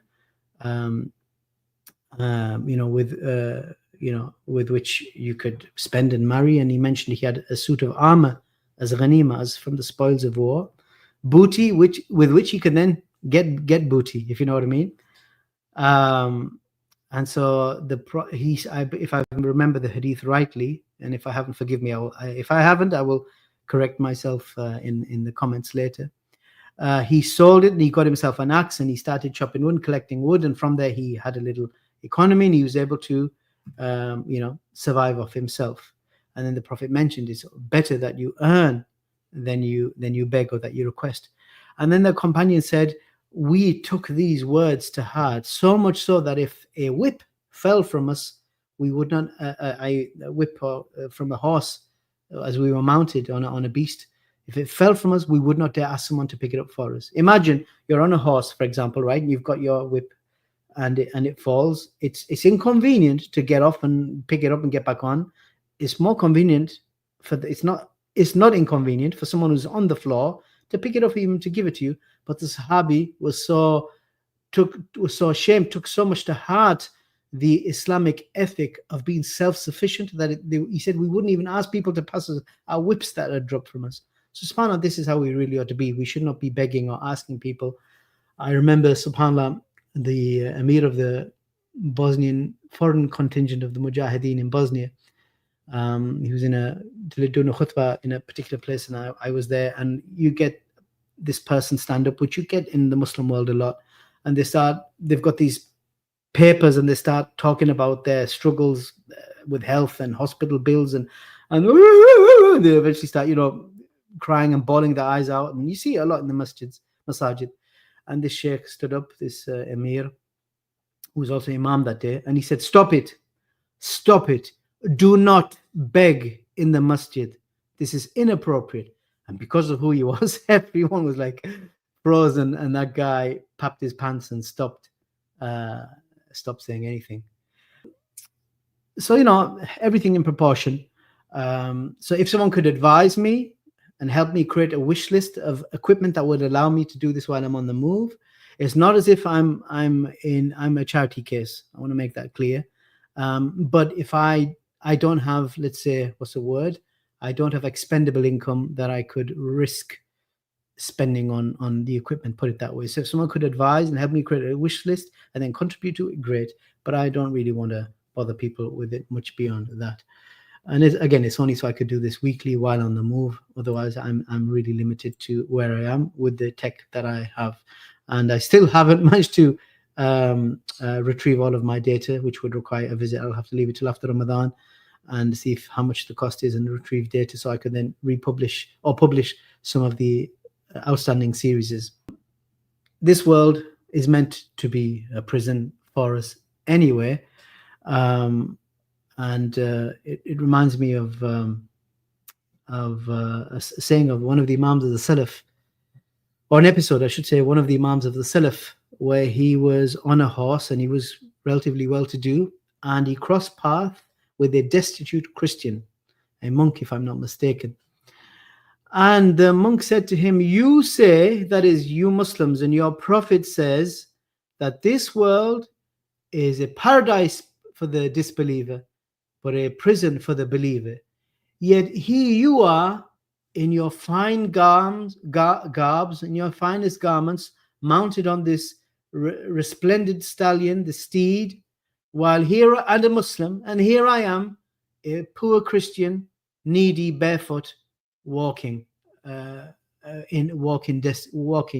need. He said, so basically he was saying, with respect, this doesn't seem like much of a paradise for me as a non-Muslim, nor does it seem like much of a prison for you, the way you are as a Muslim.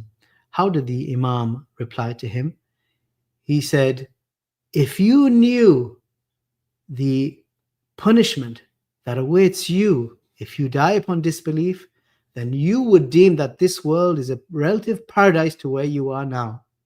And if you knew the eternal bliss that awaits me if I die upon this creed, if I die upon this religion of Islam, then you would deem that I'm in a relative prison to where I could get to, and in terms of where I am now. SubhanAllah. So we are all travelers in this prison, and we try to make do with what we can of provision. And with that, I will leave it.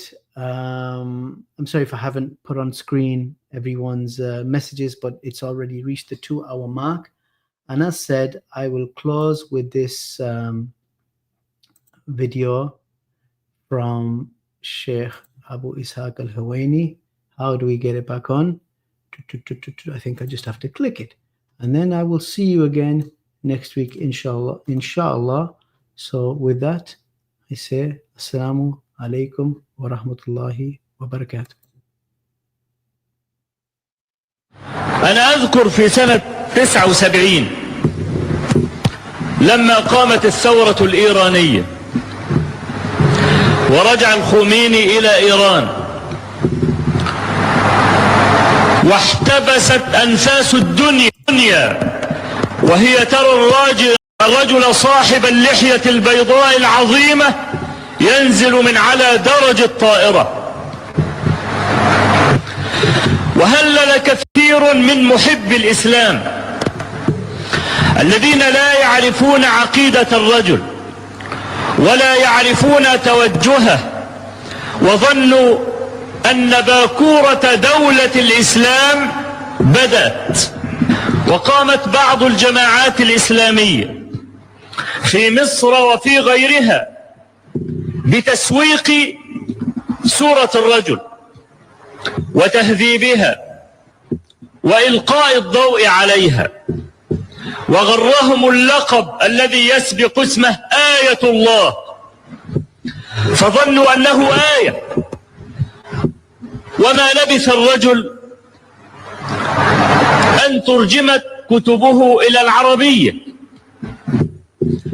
وكان من جملة ما ترجم من كتبه كتاب الحكومة الإسلامية.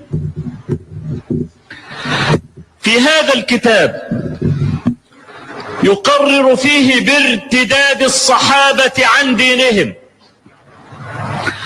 وخيانتهم للنبي صلى الله عليه وسلم، ويقر فيه بتحريف القرآن. ثم لا زال هؤلاء المخدرون يريدون أن يقنعوننا إلى اليوم أن الروافض لو كانت لهم دولة لساد الإسلام وعز. قلت لكم إن العقيدة لا تقبل مساومة، ولا يجوز أبدا أن يجامل بعضنا بعضا على حسابها، فقد تخلو الأرض يوما من دولة إسلامية ثم تعود مرة أخرى بفضل وجود هذه العقيدة. هو ده الاعتقاد؟ تريدون أن تقيموا الدولة على مثل هذا؟ رجل يريد أن يصل إلى مسألة فرعية فيهدم أصلا. أمة عطشة إلى الانتصار، كرعت هزائم، فأي رجل يحمل راية الإسلام، أي إسلام، ونحن نعلم أن النبي صلى الله عليه وسلم قال تفترق هذه الأمة على 73 فرقة كلها في النار، وكل فرقة من هؤلاء الفرق لا تحمل راية الصليب، إنما تحمل اسم الإسلام. فكل من رفع راية الإسلام مع قطع النظر من هو يكون؟ الجماهير المغفلة تجري وراءه وتقف تحت الراية معه. صفاء العقيدة وثباتها هو مهمة الحكام والمحكومين. أما الانتصار فهذا بيد الله وحده، وما النصر إلا من عند الله العزيز الحكيم، يؤيد بنصره من يشاء. لكن أنا مطلوب مني الاستقامة. افعل، لا أبدل ولا أغير ولا أحرف. العقيدة الخط الفاصل بين الأنبياء وبين الناس، وبين أتباع الأنبياء وبين بقية البشر، لا يساومون عليها قط ولو قطعت أعناقهم.